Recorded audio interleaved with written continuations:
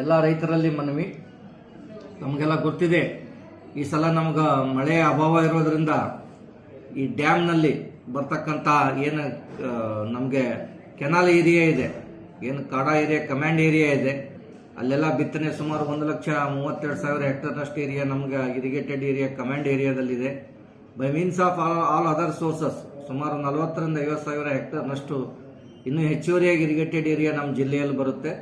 ಈ ಸಲ ಎಲ್ಲ ರೈತರಿಗೆ ಮಳೆ ಅಭಾವ ಕಡಿಮೆ ಇರುವುದರಿಂದ ಅಧಿಕ ನೀರು ಉಪಯೋಗ ಮಾಡದೇ ಇರತಕ್ಕಂಥ, ಲಘು ನೀರು ಉಪಯೋಗ ಮಾಡಿಕೊಂಡು ಮತ್ತು ಕಡಿಮೆ ಅವಧಿಯಲ್ಲಿ ಹಾರ್ವೆಸ್ಟ್ ಮಾಡ್ತಕ್ಕಂಥ ಕ್ರಾಪ್ಗಳನ್ನು ಎಲ್ಲ ರೈತರು ಬೆಳಿಬೇಕಾಗಿ ಒಂದು ಕಳಕಳಿಯ ಮನವಿ.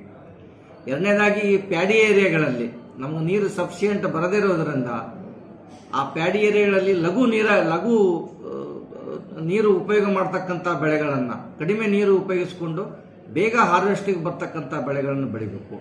ಪ್ಯಾಡಿ ಬದಲಾಗಿ ನಮ್ಮದು ಕಾಂಟಿಜೆನ್ಸಿ ಕ್ರಾಪ್ ಪ್ಲಾನಿಂಗಲ್ಲಿ ಒಂದು ವೇಳೆ ಮಳೆ ಆಗಿ ಡ್ಯಾಮಿಗೆ ನೀರು ಬರದೇ ಇದ್ದರೆ ಸಜ್ಜೆ, ಮಸ್ಟರ್ಡು, ಮೇಜು, ಸೂರ್ಯಕಾಂತಿ ಇಂಥ ಬೆಳೆಗಳನ್ನು ಬೆಳಿಬೇಕಂತ ಹೇಳಿ ಎಲ್ಲ ರೈತರಲ್ಲಿ ಒಂದು ಕಳಕಳಿಯ ಮನವಿ.